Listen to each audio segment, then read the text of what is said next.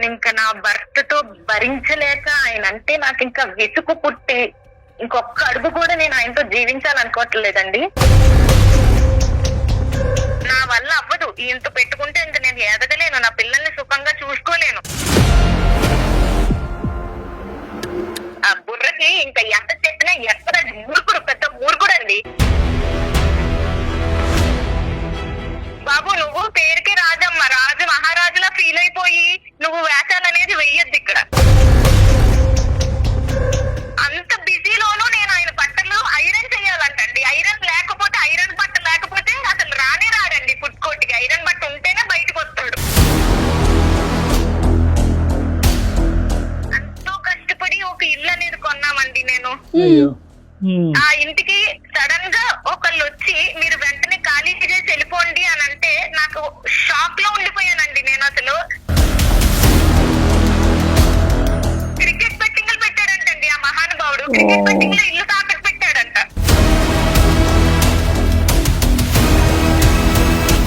₹1,00,00,000 ఇల్లు డాక్టర్ గారు. అది ₹1,00,00,000 ఒకటి కాదు, రూపాయి కాదు, ఎంతో కష్టపడి ఇష్టంతో కొనుక్కున్న ఇల్లు అండి. నాకు ఒక్క ముక్కు కూడా చెప్పకుండా ఆయన బెట్టింగ్ లో పెట్టి పోగొట్టేశాడండి. ఇదంతా జరిగి ఎన్ని రోజులు అయిందమ్మా? రీసెంట్ గానే అండి, రీసెంట్ గా క్రికెట్ బెట్టింగ్స్ పెట్టారు కదా డాక్టర్ గారు.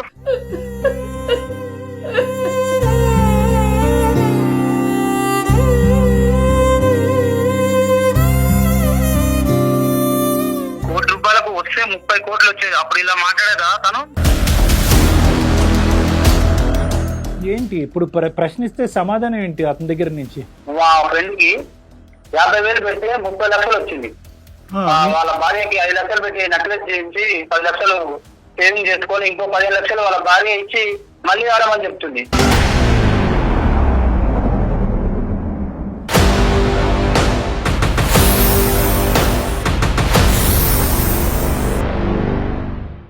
అందమైన జీవితం సమర్పిస్తున్న వారు 49 అంటే సంతోషం, 49 అంటే సంతానం. మీ పిల్లలు చిటికలో మ్యాథమెటిక్స్ సొల్యూషన్స్ చేయాలనుకుంటున్నారా? అయితే దీనికి కరెక్ట్ సొల్యూషన్ వేదిక్ మ్యాథమెటిక్స్. వెంటనే అలీమైండ్ యాప్ ని డౌన్లోడ్ చేసుకోండి. 49 సమర్పించు అందమైన జీవితం కార్యక్రమానికి స్వాగతం. నమస్తే కళ్యాణ్ గారు. కళ్యాణ్ గారు, సిరి అనే ఒక అమ్మాయి మనకి మెయిల్ చేసిందండి. వైఫ్ అండ్ హస్బెండ్ కొన్ని కారణాలతో విడిపోదాం అనుకుంటున్నారట. సో కళ్యాణ్ గారితో నేను మాట్లాడాలండి. కాల్ చేసేస్తానండి. చేయండి జయ గారు. బయట నుంచి కూర్చుని మాట్లాడే మనకు ఒకలా ఉంటుంది జయ గారు. అవునండి. యాక్చువల్ గా అనుభవించేటటువంటి మనం ఈ మాట్లాడి గంటన్నర కాదు, వాళ్ళు ఎన్నో సంవత్సరాలు బట్టి అనుభవించుంటారు కాబట్టి విసుగు వేసారిపోతారు. అవునండి. హలో సిరి అండి. అవునండి, ఎవరు? నేను జయానండి, అందమైన జీవితం ప్రోగ్రామ్ నుంచి కాల్ చేస్తున్నానండి. నమస్తే మేడం. నమస్తే అమ్మ. రైట్, కళ్యాణ్ చక్రవర్తి గారు ఉన్నారు, ఒక్కసారి మాట్లాడతారా? నమస్తే అమ్మా సిరి. నా పేరు సిరి అండి. నేను హైదరాబాద్ నుంచి కాల్ చేస్తున్నాను. వయసు అమ్మా? నా వయసు 25 అండి. దేని గురించి అమ్మా? మ్యారేజ్ ఇష్యూవా? దేని గురించి? అవునండి, నేను ఇంకా నా భర్తతో భరించలేక ఆయన అంటే నాకు ఇంకా విసుగు పుట్టి ఇంకొక అడుగు కూడా నేను ఆయనతో జీవించాలనుకోవట్లేదండి.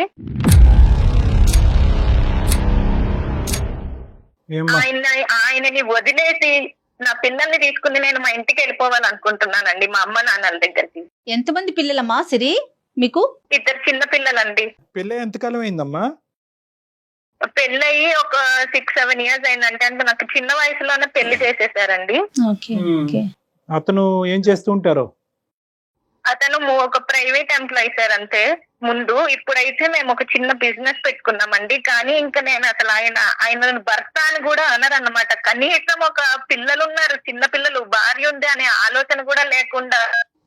నేను చెప్తాను మేడం గారు మీకు. ఫస్ట్ ఏంటంటే అసలు ఆయనతో నేను ఇప్పుడు వెళ్ళిపోదాం అని అనుకుంటున్న స్థితిలో, కానీ ఆఖరి హోప్ గా ఒక్కసారి డాక్టర్ గారితో మాట్లాడి ఏమో ఆయన బుర్ర మారుస్తే మార్చేమో మనిషి అనే లాస్ట్ హోప్ తో నా ప్రయత్నంతో ఒక్కసారి కాల్ చేశానండి డాక్టర్ గారితో చెప్పుకుందామని. సో ఆయన డెసిషన్ కూడా నేను తీసుకుని ముందడుగు వేద్దామనే ఆలోచనతో చేశాను మేడం గారు. మంచి పని అమ్మా, మంచి పని. విషయం ఏంటో చెప్పండి, అసలు ఏంటి, ఎందుకు మీరు ఇలా విసిగిపోయారు? మాది ఒక మిడిల్ ఫ్యామిలీ మేడం గారు. అంటే అంత హై రిచ్ గా ఉండే ఫ్యామిలీ ఏం కాదు, మిడిల్ క్లాస్ ఫ్యామిలీ మాది. మాది నేటివ్ వచ్చేసి రాజమండ్రి అండి. నేను ఒక్కదానొక కూతుర్ని మా మమ్మీ డాడీలకి. సో అంటే మాదంతా చెప్పినట్టు నేను మా డాడీ గారి ఫ్యామిలీలో ఏంటంటే అందరూ మంచి positions, well settled employees, government employees, bank jobs అలాగా ఉన్నారండి. మా డాడీ వచ్చేసి ఒక నార్మల్ చిన్న జాబ్ చేసుకుంటూ నన్ను పెంచారు. సో దాని వల్ల నేను చాలా అవమానాలు చిన్నప్పటి నుంచే వాళ్ళు పడడం నా కళ్ళారా చూశానండి నేను చిన్నప్పటి నుంచి. సో నేను అప్పటి నుంచే కష్టపడి ఉన్న దాంట్లో నన్ను చదివించారు. నేను కష్టపడి చదువుకుని నేనేమనుకునేదానంటే మంచి స్థాయికి ఎదగాలి, మేమంటే ఏంటి అనేది వాళ్ళకి నిరూపించాలి, వాళ్ళ ఎత్తిన నోర్లు మూయించాలి వాళ్ళవి అనే ఆలోచనతో నేను ఎంతో అనుకున్నానండి హ్యాపీగా చూసుకోవాలి అని. సో ఏదో ఇలాగ గంటకు తక్క బొంత అన్నట్టు మాకున్న ఫ్యామిలీ దాంట్లోనే మాకు ఒక ఏదో సంబంధం చూశారు, పెళ్లి చేశారండి. అతను ఒక నార్మల్ ప్రైవేట్ ఎంప్లాయ్ అండి. అప్పట్లో ఒక 15-16 వేలకి శాలరీలో జాబ్ చేసేవారు ఆయన. అంతా ఫస్ట్ అంతా బానే ఉండేదండి. తర్వాత ఆయన్ని నేను అబ్జర్వ్ చేస్తూ గడిచిన కొద్దీ ఏమవుతుందంటే ఆయన అంటే ఒక స్థిరత్వం లేదండి ఆయన బుర్రలో. జాబ్స్ మారుతూ ఉండేవాడు, ఆ జాబ్ నచ్చలేదు అనేవాడు, వెంటనే ఇంకోటి మారిపోయేవాడు, సరిగ్గా అసలు ఏ జాబ్ చేసేవాడు కాదండి.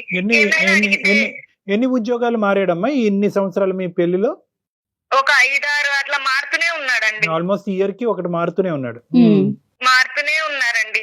అయితే ఇంకా నేను ఏంటి అసలు ఎందుకు ఇలా చేస్తున్నారు మీరు అంటే, నాకు కష్టపడడం ఇష్టం లేదు, నాకు హార్డ్ వర్క్ ఇష్టం లేదు, నేను స్మార్ట్ గా ఆలోచిస్తాను, స్మార్ట్ వర్క్ అంటేనే ఇష్టం, నాకు కూర్చున్న దగ్గరికి అన్ని వచ్చేయాలి. ఇంకా ఆయన గారు ఎలాంటోడంటే ఆకాశం నుంచి వెంటనే కింద పడిపోవాలి, కావాల్సిన దగ్గరికి వచ్చేయాలి. అదే ఇంకా అంత అసలు ఇంకా అంత స్మార్ట్ గా వచ్చేయాలి, నేనేం కష్టపడకూడదు, అలా కూర్చోవాలి, తిని కూర్చోవాలి అంతే, నాకు అన్ని వచ్చేయాలి, అంత లగ్జరీగా ఉండాలి, అలా ఉండేవాడండి. సరే ఈయనతో పెట్టుకుంటే నా వల్ల కాదు, నా పిల్లల్ని నన్ను చూసుకోవడం అవ్వదు, నేను అనుకున్న కళలు ఎప్పుడు నెరవేరాలి, నాకు ఇల్లు కట్టుకోవాలని ఆశ అండి చిన్నప్పటి నుంచి. ఇంటికి సంబంధించినటువంటి అవసరాలు ఎంతవరకు తీర్చాడు? సేవింగ్ చేసి అవసరాలు తీర్చిన తర్వాత ఈ విధంగా ఆలోచన అనేటటువంటిది ఉందా అతనికి? లేదంటే అవసరాలు లేదు, సేవింగ్ లేదు, ఉద్యోగం తర్వాత ఉద్యోగం మారి స్మార్ట్ అనుకుంటూ ఉంటామేనా? లేదండి ఆయన ఏం చేసింది ఏమి లేదండి. ఉన్న దాంట్లో ఆయన గట్టి పెట్టుకుని ఏదో అప్పుడప్పుడు అలా కొంచెం ఇంటికి హెల్ప్ చేస్తూ అట్లా ఏదో చేసి నెట్టుకుని వచ్చాడండి. నేను అదే చెప్తున్నా కదా డాక్టర్ గారు, నేను ఇంక ఈయనతో నా వల్ల అవ్వదు, ఈయనతో పెట్టుకుంటే ఇంక నేను ఎదగలేను, నా పిల్లల్ని సుఖంగా చూసుకోలేను. కాదు నాన్న ఒక్క నిమిషం సిరి. ఒక ఇంపార్టెంట్ పాయింట్ ఏంటంటే, మనం వేదిక వరకు వచ్చి ఒక ఆఖరి అవకాశంగా డాక్టర్ గారితో మాట్లాడితే పరిష్కారం ఉంటుందేమో అనే ఆలోచనతో వచ్చినటువంటి మీరు పదే విసుగు వేసారిపోయిన బయటకు వెళ్ళిపోతాను అనేది కాదు. కొంతవరకు వ్యక్తిత్వం గురించి కొద్ది విశ్లేషణ మాకు చెప్తే కనుక దాన్ని బట్టి ఆలోచన. అంటే అంత బ్యాడ్ హ్యాబిట్స్ ఉండడం అట్లాంటివి ఏం లేవండి, డ్రింకింగ్ స్మోకింగ్ అవేం లేదండి, మనిషి పరంగా మంచివాడే. రీసెంట్ గా సడన్ గా ఒక రోజు నా ఇంటికి కొంతమంది వచ్చి మీరు ఇల్లు ఖాళీ చేసేయండి, నేను కష్టపడి బిజినెస్ పెట్టి సంపాదించిన ఇల్లు అండి, అది 2 ఏళ్ళు కష్టపడి మొత్తం చిన్న చేసుకుంటూ ఏదో ఒకటి అలా దాచుకుని మా మమ్మీ వాళ్ళని కొంచెం ఇచ్చి ఎంతో కష్టపడి ఒక ఇల్లు అనేది కొన్నామండి నేను. ఆ ఇంటికి సడన్ గా ఒకళ్ళు వచ్చి మీరు వెంటనే ఖాళీ చేసి వెళ్ళిపోండి అని అంటే నాకు షాక్ లో ఉండిపోయానండి. నేను అసలు నా ఇంటికి రావడం ఏంటి, ఎవరో వచ్చి ఖాళీ చేసేయడం చెప్పడం ఏంటి అని, ఏమైందా అనేది నేను అడిగితే అతన్ని క్రికెట్ బెట్టింగ్లు పెట్టాడంటండి ఆ మహానుభావుడు. క్రికెట్ బెట్టింగ్ లో ఇల్లు తాకట్టు పెట్టాడంట.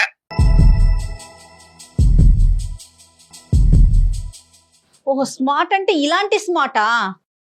అదే కదా మేడం గారు నా బాధ అంతాను. మంచి దారిలో ఎంత ఎవరు కాదంటారండి, ఇలా బెట్టింగ్లు ముందర కూడా అట్లాగే చేసేవాడండి, నాకు తెలియకుండా చేసేవాడు. అంటే ముందరంటే ఎప్పుడమ్మా, ఎన్ని సంవత్సరాల నుంచి అతనికి అలవాటు ఉంది బెట్టింగ్ అనేది?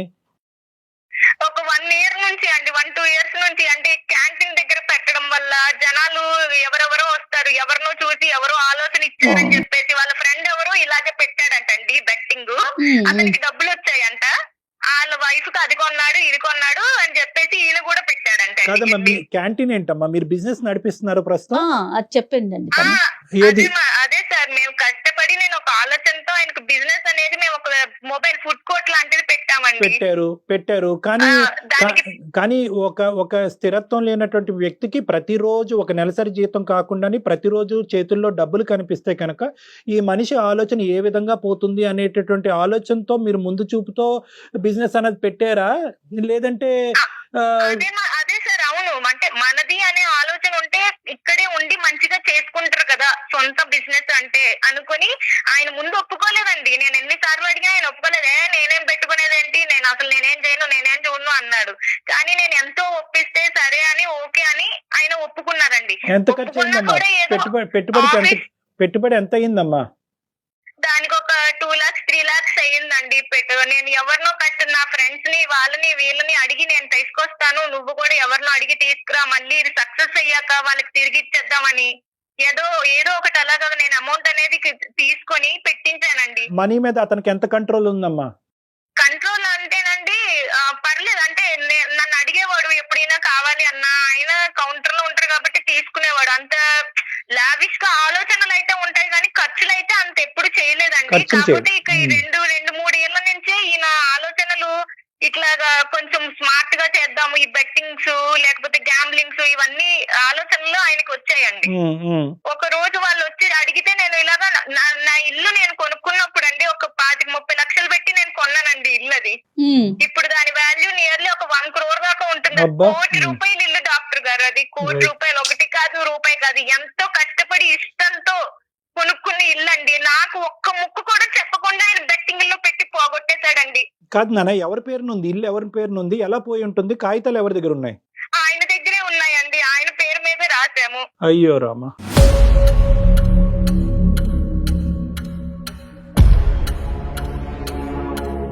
ఇప్పుడు ఏమైపోవాలి డాక్టర్ గారు? నేను నా పిల్లలు మళ్ళీ ఆ మొదటి నుంచి నేను ఇలా రాగలనా అండి? ఇంత కష్టపడి నేను సంపాదించగలనా అండి మళ్ళీ?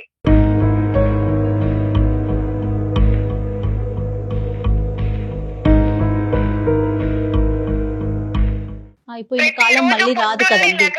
అందులో ఎంత కష్టం అది. అది ఎవ్రీథింగ్ రెండో ఇల్లు మూడో ఇల్లు కాదు, వాళ్ళ సర్వస్వం అంతా కూడా ఇల్లే. అమ్మా ఇప్పుడు ఇదంతా జరిగి ఎన్ని రోజులు అయ్యిందమ్మా? రీసెంట్ గానే అండి. రీసెంట్ గా క్రికెట్ బెట్టింగ్స్ పెట్టారు కదా డాక్టర్ గారు.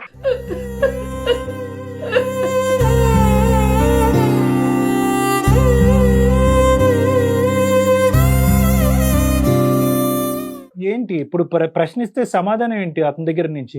ఏం లేదండి, అంతే. నేను ఇంతే. పోయింది, డబ్బులు వస్తే వాడేసుకుంటావు కదా, ఆనందపడిపోతావు కదా, పోయినప్పుడు మాత్రం ఎందుకు ప్రశ్నిస్తున్నావు అంటున్నాడండి. సో అంటే ఇంతకు ముందు గెలిచి మీ చేతికి డబ్బులు ఇచ్చిన సందర్భాలు, మీరు ఆనందపడిన సందర్భాలు ఉన్నాయా? లేవు డాక్టర్ గారు, లేవు. ఇప్పుడు నేను ఇది పెట్టడం వల్ల వస్తే నువ్వు ఆనందించేదానివి కదా, పోయింది కాబట్టి నువ్వు నన్ను ప్రశ్నిస్తున్నావు, లేకపోతే నన్ను అడిగేదానివా నువ్వు అని అంటున్నాడండి. సో మీకు తెలిసి ఎప్పుడు కూడా ఈ అంశాన్ని ప్రోత్సహించలేదు? లేదండి, ఎప్పుడూ లేదు. ఒక్కసారి ఎప్పుడు కూడా అలాగే ఒక 50,000 ఎందులోనో అడిగాడు, తీసుకున్నాడు. అవి లాస్ వచ్చేసాయండి. ఏం వాడాడు కూడా తెలియదండి. అడిగితే లేదు, పోయాయి అన్నాడు.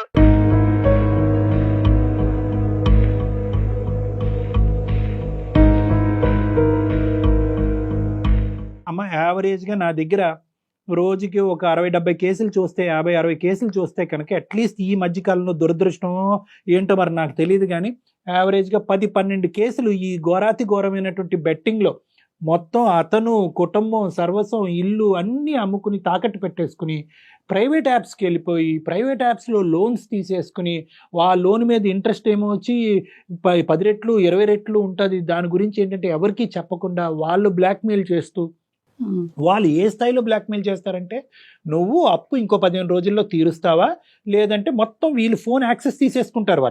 వాళ్ళ పాస్కోడ్ ఫోన్తో పాటు వీళ్ళు ఫోన్ కంప్లీట్గా ట్రాక్ చేసేసి ఆ ఫోటోలు గిటోలు కాంటాక్ట్స్ అన్నీ తీసేసుకుని నువ్వు ఇంత సమయంలో నువ్వు అప్పు తీరుస్తావా, లేదంటే నీ భార్య నీ మొత్తం పిల్లలందరి యొక్క ఫోటోలు మార్ఫింగ్ చేసి నగ్నంగా మేము మొత్తం అందరికీ నీ కాంటాక్ట్స్ అన్నిటికి డిస్ట్రిబ్యూట్ చేయాలా అనేటటువంటి బ్లాక్మెయిల్తో సూసైడ్ చేసుకున్నటువంటి వాళ్ళు అబ్బో ఎంతో మంది ఉన్నారు. జయ గారు కాదు కళ్యాణ్ గారు, ఒకవేళ బెట్టింగ్ పెట్టినప్పుడు గెలిస్తే ఓకే, ఓడిపోతే అంతకి మించి నష్టం వస్తుందనే వాళ్ళ మైండ్ సెట్ పనిచేయదండి. మేడం నిజంగా నేను చెప్తున్నాను, గెలుపు అనేటటువంటిది బెట్టింగ్లో 0.5%. అది ఒక కళలో లోకం. అదేంటంటే కనుక 0.5% రియాలిటీ బెట్టింగ్లో గెలిచేటటువంటి పరిస్థితి ఉన్నా కూడా ఆ బెట్టింగ్ యాడ్స్ కానీ ఆ యాప్స్ కానీ మన టీవీలో చూసే అడ్వర్టైజ్మెంట్స్ కానీ ఎలా చూపెడతాయంటే ఒక మనిషికి నువ్వు 99.5% గెలుస్తావు అన్నట్టుగా చూపెడతాయి. సో దానికి ఏంటంటే ఇటువంటి ఆలోచన శైలి, ఇటువంటి వ్యక్తిత్వం ఉన్న వాళ్ళు మనందరం పోయి ఎందుకు బెట్టింగ్ అదే కదా.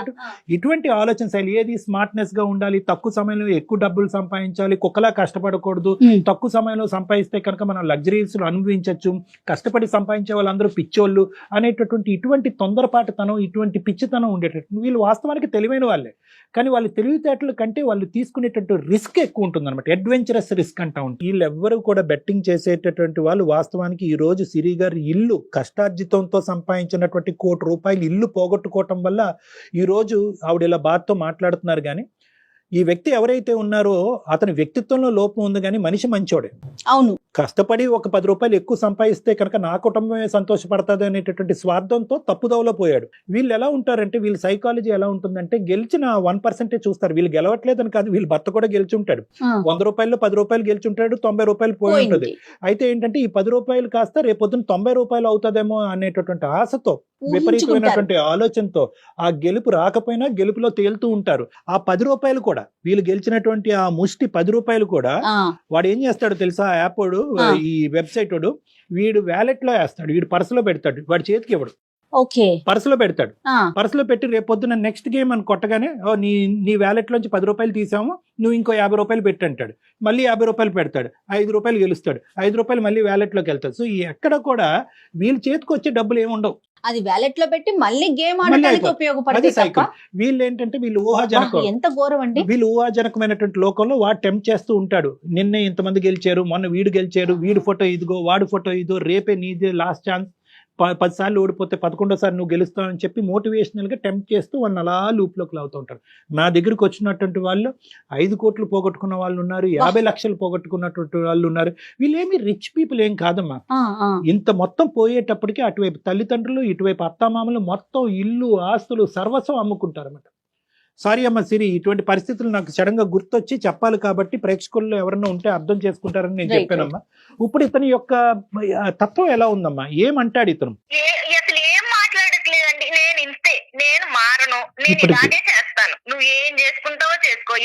అసలు ఈ మహానుభావుడు ఎలాంటోడంటేనండి, ఫుడ్ క్యాంటీన్ దగ్గరికి ఎట్లా రావాలండి, ఐరన్ కావాలంట బట్టలు. నేను పొద్దున్నే లెగిచి పిండిలు రుబ్బుకొని చట్నీలు చేసుకుని అన్ని పిల్లల్ని రెడీ చేసి స్కూల్కి పంపించి బయటకి ఒక మంచి పిక్చర్ చూపెడతాడమ్మా. అంటే స్మార్ట్ గా, నీట్ గా, ఫార్మల్ గా కనిపిస్తుంది. అదే కదండి, ఇన్ని పనులు నేను చేస్తుంటే ఇంత కూడా హెల్ప్ చేయకుండా నువ్వు ఆడదానివి, నీ పనులు నువ్వు చేసుకో, నన్ను చేయమంటావేంటి అంటాడండి.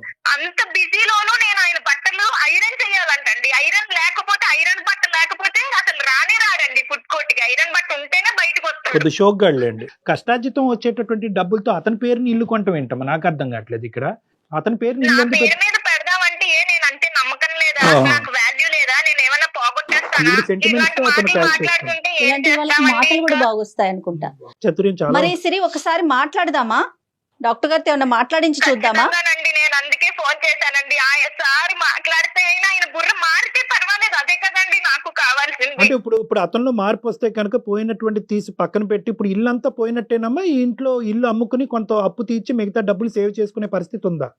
ఏమీ లేదండి, మొత్తం ₹1,00,00,000 ఇల్లుని తాకట్టు పెట్టేశాడండి. వాళ్ళకి నా వెనకాల ఏ ఆస్తుందనండి, నేను మిడిల్ క్లాస్ నుంచి కష్టపడి కట్టుకున్న దాన్ని ఇచ్చేసాడండి.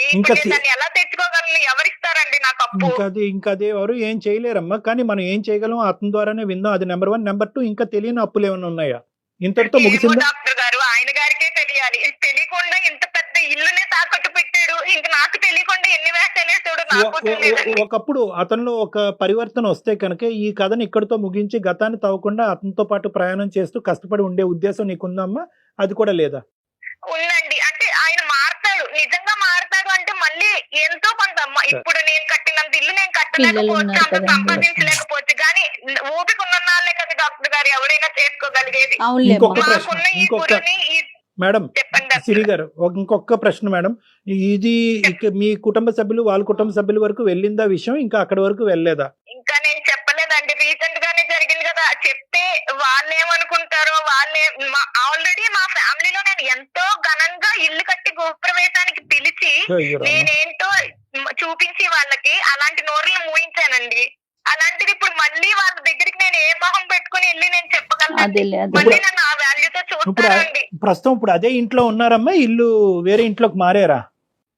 లేదండి, నేను వెళ్ళిపోవాలండి. నాకు ఎక్కడికి వెళ్ళాలో తెలియట్లేదు అయ్యో. ఇప్పుడు ప్రెసెంట్.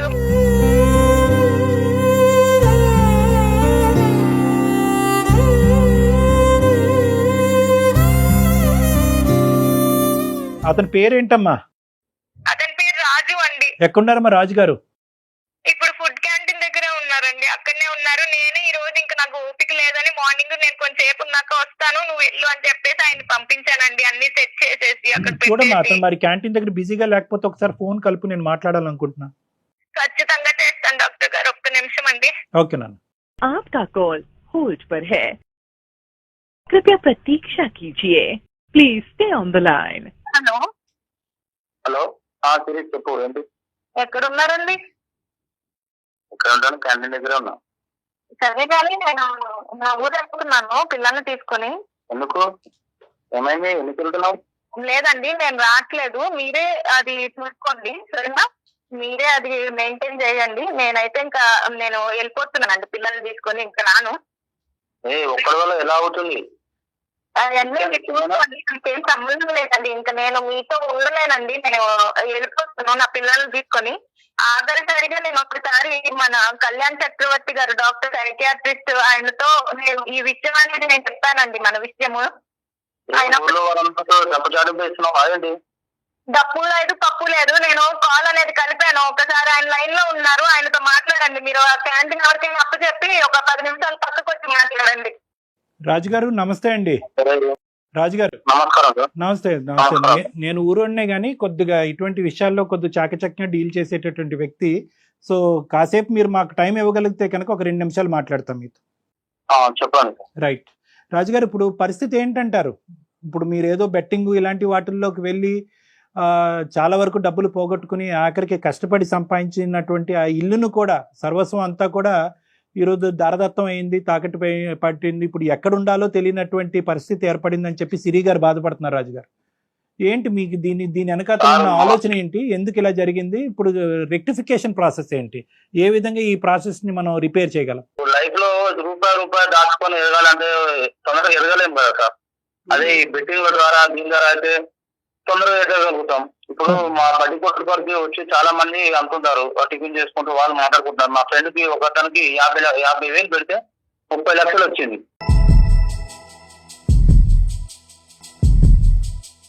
చూసారా డాక్టర్ గారు, బెట్టింగ్ అంట పక్కన వాళ్ళని చూసి పెట్టాడంట. ఇప్పుడు ఈయన చేసే వ్యవహారం అంతా అట్లాగే ఉంటుందండి, నా తల మీద తీసుకొచ్చాడు. సార్ ఇప్పుడు మాకు ఎలాగో క్యాంటీన్ కాబట్టి దాని మీద ఎట్లాగో బిజినెస్ చేస్తాం. ఏదో స్మార్ట్. ఇప్పుడు మా ఫ్రెండ్ కి 50,000 పెడితే 30 లక్షలు వచ్చింది. వాళ్ళ భార్యకి 5 లక్షలు పెట్టి నెక్లెస్ చేయించి 10 లక్షలు సేవింగ్ చేసుకొని ఇంకో 15 లక్షలు వాళ్ళ భార్య ఇచ్చి మళ్ళీ ఆడమని చెప్తుంది. ఎందుకు చెప్తుంది? ఎంకరేజ్మెంట్ చేస్తుంది వస్తాయని. మనం కూడా ఎవరైనా ఆశపడడంలో తప్పలేదు కదా సార్. కాదు, అతను ఒక్కడే ఆడుతున్నాడా మొత్తం? ఇది మీ ఇంకెవరు ఆడట్లేదా? ఇందులో గెలిచిన వాళ్ళు ఎంత? చాలా మంది ఆడుతున్నారు.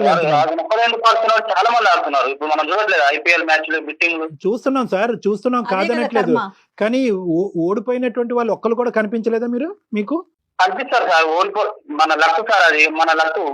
అవును. అబ్బో, కానీ మరి సంపాదించుకుంటాం. ఇక్కడ ఎక్కడ పోయింది? వెంట్రుక పోలేదు, జుట్టే ఊడిపోయింది. ఇక్కడ వెంట్రుక ఎక్కడ పోయింది? బోడిగుండు అయిపోయింది కదండి. మొత్తం అంతా కూడా పిల్లలతో పాటు మీరు ములగటమే కాకుండా మొత్తం కుటుంబాన్ని అంతా ముంచేశారు. మళ్ళీ ఈ ₹1,00,00,000 ప్రాపర్టీ జీవితకాలంలో ఎప్పుడు సంపాదిస్తారో ఎవరికీ తెలీదు. మీరు బ్యాచులర్ గా ఉండి మీరు ఏం చేసుకుని, మీరు తల తాకట్టు పెట్టుకుని అప్పు తీర్చుకుని ఏం చేసుకుంటారో అది వేరే విషయం. మీరు ఎంత రిస్క్ అన్నా తీసుకోండి, అది నేను మాట్లాడట్లేదు ఈ రోజు ఇక్కడ. కానీ మీతో పాటు ముడిపడినటువంటి నీ భార్య, నీ పిల్లలకి, ఎందుకంటే ఈ మొత్తం ఇంట్లో సంపాదన కష్టార్జితం ఆవిడది కూడా, అది గుర్తుపెట్టుకోండి. ఇప్పుడు ఎక్కడ వెళ్ళి ఉంటారు? నో రాజు ఒక్క నిమిషం. ఎంతో కొంత వస్తుంది, కానీ పోగొట్టుకున్నటువంటి ఆస్తి పిల్లలు రేపొద్దున పిల్లలకి ఎన్నో విధాలుగా చదువులు కావచ్చు, పెళ్లిళ్ళు కావచ్చు, ఎన్నో విధాలుగా ఈ రోజు ₹1,00,00,000 10 కోట్లు అవ్వచ్చు రేపొద్దున. చాలా విచిత్రంగా మాట్లాడుతున్నారు రాజుగారు. ఎంతో కొంత వస్తుందని పాత ఆస్తిని పోగొట్టుకుంటామా? ఉన్నదాన్ని పోగొట్టుకుంటారా? ఈ నష్టం అనేటటువంటిది కొద్దిగా కూడా మీలో పశ్చాత్తాపం గానీ ఒక ఫీలింగ్ గానీ క్రియేట్ చేయట్లేదా రాజుగారు? పశ్చాత్తాపం అంటే ఇప్పుడు వాళ్ళు ఎదుటి వారం చూసి మనం బతకడం, వాళ్ళని చూసి అబ్బా వానికి ఇంత వచ్చింది అంత వచ్చిందని మనం స్వార్థపడకూడదు. మనం కూడా మన అదృష్టాన్ని ప్రశ్నించుకోవాలి సార్. కాదు ఒక్క నిమిషం సిరి, నువ్వు ఒక 2 నిమిషాలు అతనితో మాట్లాడమ్మా. అసలు అతను ఏమంటున్నాడు అంటే కనుక వాళ్ళు ఎవరినో చూశాను, వాళ్ళు గెలిచారు అని అంటున్నాడు. వాళ్ళు ఎవరు అనేది మీ షాప్కి వచ్చినటువంటి వాళ్ళు నీకు కనిపించారమ్మా? వాళ్ళు నీతో కూడా చెప్పారా, ఎవరే బాబు 50,000 పెడితే సిరి మేము 50,000 పెడితే? నాతో ఏం చెప్పలేదండి. రోజు తినడానికి చాలా మంది వస్తూ ఉంటారు కదండి, అలా ఈయన కూర్చుని ఆయన క్యాష్ కౌంటర్ దగ్గర కూర్చుంటాడండి. ఆయన ఎవరితో మాట్లాడేదో నేను అనకాల నా పనుల్లో నేను ఉంటానండి. ఆయన ఎవరితో మాట్లాడుతున్నాడు, ఏం చేస్తున్నాడు అంత గమనించుకోం కదండి. సో పోనీ అట్లీస్ట్ ఈయన పేరుకి రాజండి. బాబు నువ్వు పేరుకి రాజమ్మ, రాజు మహారాజులా ఫీల్ అయిపోయి నువ్వు వేషాలు అనేది వెయ్యొద్దు ఇక్కడ.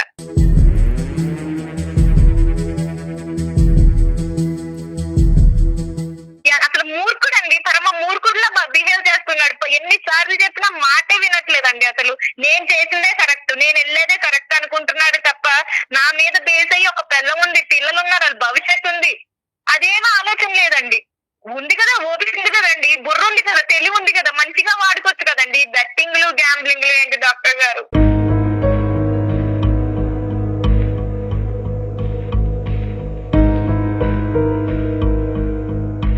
ఆడితే దాంట్లో వస్తుంది సార్, తగిలితే తగలొచ్చు. నాన్న, నువ్వు దీని మీద ఏమైనా రిసర్చ్ చేసావా? నెక్స్ట్ టైం తగులుతుంది. నువ్వు చూసినటువంటి ఆ ఒక్క వ్యక్తి 50,000కి 3 లక్షలు వచ్చినటువంటి ఒక్క వ్యక్తిని నువ్వు చూసావు. నేను కొన్ని వేల మంది ఈ గ్యాంబ్లింగ్ వల్ల మునిగిపోయినటువంటి వాళ్ళని చూశాను. నా అనుభవం ఎక్కువ, నీ ఆలోచన ఎక్కువ. ఒక్కసారి ఆలోచించుకో. మబ్బులు చూసి ముంతలో నీళ్ళు ఇప్పుడు పారబోస్తున్నాడు. ఇది ఆలోచించి అడగలేదు కదా సార్. కాదు నాన్న, లైఫ్ లో ఎదగాలని ఆలోచిస్తారు తప్ప మనం మీరు చెప్పేది ఆలోచించట్లేదు రాజుగారు. డాక్టర్ గారు మాట్లాడేది వినండి. రాజుగారు ఫ్యూ థింగ్స్ నేను అడుగుతాను. 1,00,00,000 రూపాయలతో వ్యవహారం చెల్లుబాటు అయిందా? ఇంకా వెనకతలు ఏమన్నా అప్పులు సప్పులు ఉన్నాయి? ఆవిడకు ముందే చెప్పండి, అప్పుడే గుండు పగిలేటట్టుంది ఆవిడ ఆల్రెడీ నిర్ణయం తీసుకుంది. మేము ఇంట్లోంచి వెళ్ళిపోతాను, పిల్లలతో పాటు వెళ్ళిపోతాను. ఈ మూర్ఖత్వంగా మాట్లాడి అట్లీస్ట్ పోయింది ఎలాగో పోయింది, దానికన్నా నేను మెంటల్గా ప్రిపేర్డ్ ఉన్నాను. ఇప్పటికైనా ఆ మనిషి కనువిప్పు కలిగి ఒక మంచి ఆలోచనతో ముందుకు వస్తే కనుక నేను యాక్సెప్ట్ చేయగలను. ఒక స్థిరంగా మన ఇద్దరు కష్టపడి పైకి వెళ్ళడానికి మళ్ళీ ప్రయత్నం చేద్దామనే ఉద్దేశంతో ఆవిడ ఒక గోరంత ఆస్తూ ఒక వెంట్రుకంత ఆస్తూ ఆవిడ వెయిట్ చేస్తుంది. ఆ ఆశ కరెక్ట్ అంటారా? మీరు మారేటటువంటి ఉద్దేశం మీకుందా లేదా? 1,00,00,000 రూపాయలకు వస్తే 30 కోట్లు వచ్చేది. అప్పుడు ఇలా మాట్లాడేదా తను? రాజు ఒకటి ఈ 1,00,00,000 రూపాయలకి 30 కోట్లు వస్తాయి, ఈ లెక్కలన్నీ అనవసరం. వస్తాయనేటటువంటి గ్యారంటీ ఎంతవరకు ఇవ్వగలవు? వచ్చే లోపల ఈవిడేదో పోయింది సార్, గుడ్ టైమ్ లో వస్తుంది.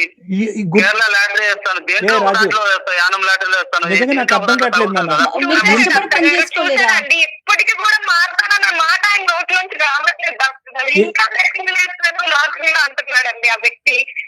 ఏం అసలు మానవా? ఇంకా డబ్బు లేకపోతే భర్తను వదిలేస్తారండి, చూసారండి? డబ్బు లేకపోతే భర్తను వదిలేస్తున్నారు. ఎలా బతుకుతావు సమాజంలో? భర్త లేకుండా ఎలా బతుకుతావో నేను స్మార్ట్నెస్ గురించి మాట్లాడే మూర్ఖుల్లాగా అనిపిస్తున్నావు రాజు. నా మాటలో తప్పుగా అనిపిస్తే కనుక క్షమించు. నువ్వు స్మార్ట్నెస్ అనేటటువంటి పదంతో మూర్ఖత్వంగా ప్రవర్తిస్తున్నావు. నిజంగా డబ్బు ఉంటేనే బతుకుతావా, డబ్బు లేకపోతే బతకలేవా? డబ్బు ఉంటేనే భార్యలు భర్తలతో ఉంటారు, లేదంటే వదిలేస్తారు అంటే కనుక ఖచ్చితంగా నిజం అది. ఎందుకు ఎలా బతకాలి ఆవిడ రేపొద్దు నుంచి? ఆ పిల్లల్ని రూపాయి 2 రూపాయలు కాదు, మనం కష్టపడి కింద నుంచి ఎదిగిన 1,00,00,000 రూపాయలు. అర్థమవుతుందా నీకు? అసలు లక్షలు కాదు. ఎవరు పెద్ద అదృష్టవంతుడు లేకపోతే దేవుడు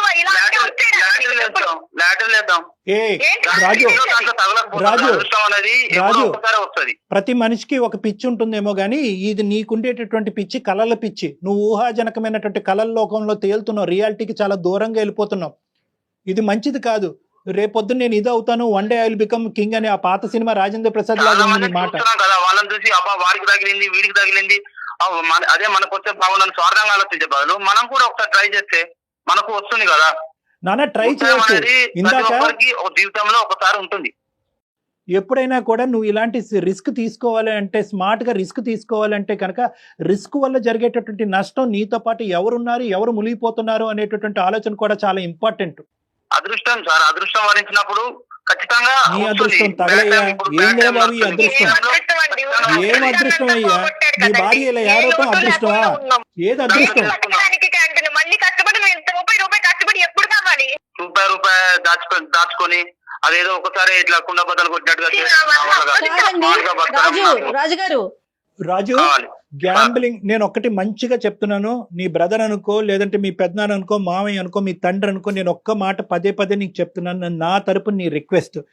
గ్యాంబ్లింగ్ అనేటటువంటిది ప్రపంచంలో అతి భయంకరమైనటువంటి, ప్రస్తుత సమాజంలో ఉండేటటువంటి ఒక అతి భయానకమైనటువంటి ఒక వ్యసనం.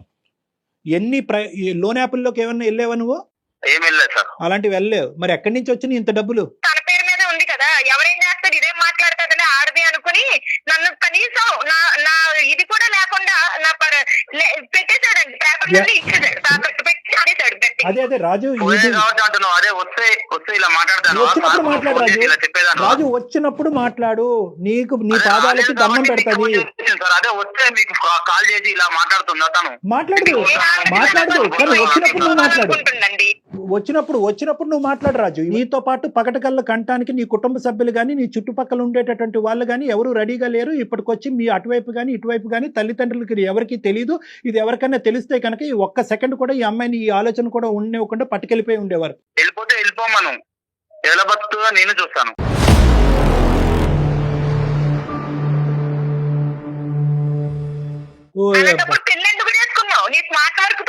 ఏం మాట్లాడుతున్నావు? నీలో ఈ యాంగిల్ కూడా ఉంది, ఈ సాడిస్టిక్ యాంగిల్. బతికించడం కోసమే కదా నేను ఆలోచించేది. బతికించట్లేదు, నువ్వు ఇంకా కింద పరిచేసి చంపేస్తున్నావు మనుషుల్ని. నేను రాసిస్తున్నాను 100% గ్యారంటీ. చాలా సుఖంగా సంతోషంగా అమ్మాయి బతుకుతుంది పిల్లలతో పాటు. ఈ రోజు నష్టం నీకు, మార్పు వచ్చేటటువంటి భర్త, కరెక్ట్ గా విధానం పద్ధతిగా ఉండేటటువంటి భర్తతో పాటు ఉండగలిగే హక్కు అమ్మాయికి ఉంది. కానీ ఇలా వ్యసనాల బారిన పడి మొత్తం కుటుంబాన్ని ముంచేటటువంటి భర్తతో పాటు ఉండవలసినటువంటి అవసరం, ఆవశ్యకత ఆవిడకి లేదు. ఆవిడకి తెలివితేటలు ఉన్నాయి, ఆవిడకి ఆలోచన శక్తి ఉంది. ముఖ్యంగా కష్టపడి స్మార్ట్నెస్ అనే పదాన్ని పక్కన పెట్టి కష్టాన్ని నమ్ముకుని బతికేటటువంటి తత్వం, కెపాసిటీ ఆవిడకు ఉంది. నువ్వెవరు ఛాలెంజ్ చేసేదానికి ఆవిడకి? ఏం బెదిరిస్తున్నావా రాజు? భర్త లేకుండా ఎలా ఉంటారని? ఆ రోజులు ఎప్పుడో మారిపోయినాయి. దయచేసి వాస్తవంలోకి రా. కదండి అలాంటి మాటలే మాట్లాడతాడు. అన్ని పిచ్చి మాటలు లాగా అనిపిస్తా ఉన్నాయి. వదిలేమ్మా, నేనైతే గట్టిగా మాట్లాడుతున్నానని నువ్వు గట్టిగా మాట్లాడద్దు. అది కాదు, లేదు అతను తెలియదు. ఇది మూర్ఖత్వం అమ్మా నానా, ఇది మూర్ఖత్వం. నీ 30 కోట్లు తగలయ్యా, నీ 30 నీకు పిచ్చి పట్టినట్టు అవుతుంది. ఒక్క నిమిషం నా మాట విని రాజు, ఒక్కసారి నన్ను వచ్చి పర్సనల్ గా కలు. దయచేసి అర్థం చేసుకొని, నీకు ఒక పిచ్చి పట్టింది, ఒక వ్యసనం అయినటువంటి వ్యాధితో నువ్వు బాధపడుతున్నావు. ఈ బాధకి ఒక వ్యాధి కాదు సార్. ఇప్పుడు చాలా మంది నేను చూస్తున్నారు కదా సార్, ఇప్పుడు IPL మ్యాచ్, బెట్టింగ్ మ్యాచ్ చూస్తున్నారు కదా సార్, మీకు తెలియకపోవడం. నానా ఒకటి చూసి ఈచపడే వాళ్ళు మనం కూడా ఈ డౌట్ కూడా నేను క్లియర్ చేస్తాను. మనం పరీక్షించుకోవాలి సార్.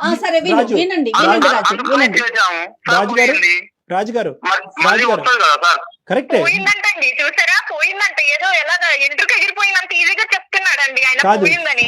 సిరి ఒక్క నిమిషం అమ్మా, అతని డౌట్ మనం క్లారిఫై చేస్తే అప్పటికైనా కనువిప్పు వెళ్తుంది. ఎందుకంటే కొన్ని వేల మంది ఆడుతున్నారు, పబ్లిక్ గా టీవీలో అడ్వర్టైజ్ చేస్తున్నారు, అది కూడా బెట్టింగే కదా. మన బెట్టింగ్ అంత తప్పు అయితే కనుక అడ్వర్టైజ్మెంట్లు ఎందుకు వేస్తున్నారు, నివారించవచ్చు కదా, నిలవరించవచ్చు కదా గవర్నమెంట్. దీనికి ఇటువంటి ప్రశ్నలు చాలా వింటూనే ఉన్నాం అమ్మా.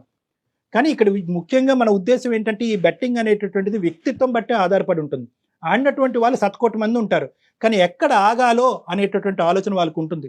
మన కెపాసిటీ ఏంటి, మన కుటుంబ వ్యవహారం ఏంటి, పరిస్థితులు ఏంటి, మనం సంపాదించేది ఎంత, మనం సేవ్ చేసుకునేది ఎంత రిస్క్ తీసుకుని మనం పోగొట్టుకుంటున్నాం అనే లెక్క కరెక్ట్గా తెలియాలి ఇందులో దిగే ముందు.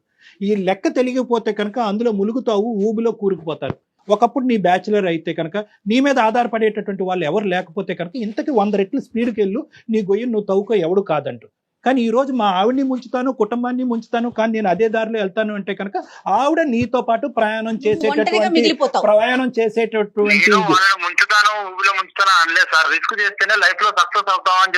నీ పాట నువ్వే రిస్క్ తీసుకోవాల్సి. రాజు రిస్క్ తీసుకోవాల్సినటువంటి రిస్క్ తీసుకోవచ్చు, కానీ ఆలోచనతో రిస్క్ తీసుకోవాలి, అవసరం బట్టి రిస్క్ తీసుకోవాలి, పరిస్థితులు బట్టి రిస్క్ తీసుకోవాలి, ఆధారపడేటటువంటి వ్యక్తులు బట్టి రిస్క్ తీసుకోవాలి. దయచేసి అర్థం చేసుకో. ఇప్పటికైనా కూడా నీకు ఆలోచన లేకుండా రిస్క్ స్మార్ట్ అంటే కనుక పదాల పరంగా నువ్వు వాడుతున్నావు, కానీ ఈ పదాలకి డెఫినేషన్ నీకు తెలియదు. నువ్వు అమాయకుడువో, మూర్ఖుడువో, పిచ్చోడువో నాకైతే అర్థం కావట్లేదు. ఈ మూడిట్లో ఎవరు అసలు ఆ బుర్రకి ఇంకా ఎంత చెప్పినా ఎక్కడ మూర్ఖుడు, పెద్ద మూర్ఖుడు అండి. ఇలాంటి ఆలోచనే ఉంటే ఎవ్వరు ఉద్యోగాలు గాని వ్యాపారాలు గాని ఏమి ఒక- చెయ్యం. ఒక ఆఖరి అదృష్టం అవకాశం. కోసం పరుగులు పెట్టడమే. ఒక్కసారి నా దగ్గర రండి, పిల్లల భవిష్యత్ దృష్ట్యా ఇంకెవరు వద్దు. నీ భార్య వదిలేసే, నీ గురించి వదిలేసే, నా మాటలు కూడా వదిలేసే. పిల్లలు, చంటి పిల్లలు, నీ 30 కోట్లు వద్దు. నువ్వు కష్టపడేటటువంటి ఆ 10 రూపాయలు చాలు, మా స్కూల్ ఫీజులు కట్టి మాకు తిండి పెడితే చాలు మా నాన్న అనుకునేటటువంటి అడగలేనటువంటి వయసులో వాళ్ళు ఉన్నారు. రేపు అడిగేటటువంటి వయసులో వాళ్ళు వస్తే కనుక నీ మొహం ఎక్కడ పెట్టుకోవాలని నీకు తెలియదు. కాబట్టి ఆ పిల్లల భవిష్యత్తు దృష్ట్యా ఒక్కసారి నా దగ్గరికి రా. మీరు డాక్టర్ గారి దగ్గరికి రండి, మాట్లాడండి. ఆయన చెప్పిన దానికి మీరు కన్విన్స్ అయితేనే ముందు స్టెప్ వేయండి, లేదంటే లేదు, మీ ఎవరు ఇష్టం. ఏం చేయలేరు. సార్ మనం ఎంత చేసినా పిల్లల కోసం, పిల్లల భవిష్యత్తు అంటున్నారు కాబట్టి, ఆ, పిల్లల కోసం కాబట్టి సరే సార్. రా Very బాబు, good. నీకు దండం పెట్టు. రామ్మా రా నాన్న, ప్లీజ్ వెల్కమ్. ఓకే రైట్ సిరి. ఇంకా దీని ఓకే. సిరి మీరు ప్రొలాంగ్ చేయకండి. ఫోన్ కాల్ అయిపోయిన తర్వాత డాక్టర్ గారిది ఒక్కసారి నేను ఫోన్ నెంబర్ మీకు అతను షేర్ వస్తా- చేస్తాను. వస్తా- ఇమీడియట్ గా తీసుకోండి అమ్మ కళ్యాణ్ గారి దగ్గరికి. ఖచ్చితంగా వస్తానండి. ఖచ్చితంగా. Thank you so much. వస్తానంటే థ్యాంక్ యూ అమ్మా. వస్తానంటే ఈ విజయానికి మొదటి మెట్టు. సో నాకైతే 210% ఇటువంటి కేసెస్ డీల్ చేసేటటువంటి దాంట్లో నాకు అనుభవం ఉంది కాబట్టి ఖచ్చితంగా రండమ్మా. I'm positive about this. Right Raju? Okay అమ్మా. ఓకే అమ్మా. Okay right. ఓకే నాన్న, బై. Thank you. అందమైన జీవితం సమర్పిస్తున్న వారు 49 అంటే సంతోషం, 49 అంటే సంతానం. మీ పిల్లలు చిటికలో మ్యాథమెటిక్స్ సొల్యూషన్స్ చేయాలనుకుంటున్నారా? అయితే దీనికి కరెక్ట్ సొల్యూషన్ వేదిక్ మ్యాథమెటిక్స్. వెంటనే అలీమైండ్ యాప్ ని డౌన్లోడ్ చేసుకోండి.